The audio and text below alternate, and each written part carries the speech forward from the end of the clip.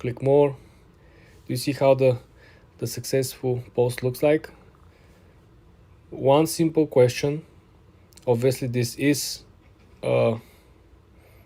sponsorship because you can see the brand over here, Chorus Global, right? Cutting edge sport technology, blah blah blah. But this is a brand deal. You see how clean it is? They simply have the watch over here, Vertex. I don't know what this is as well. But I want you to see the difference between this as a brand deal and this as a promotion. Which one would you choose?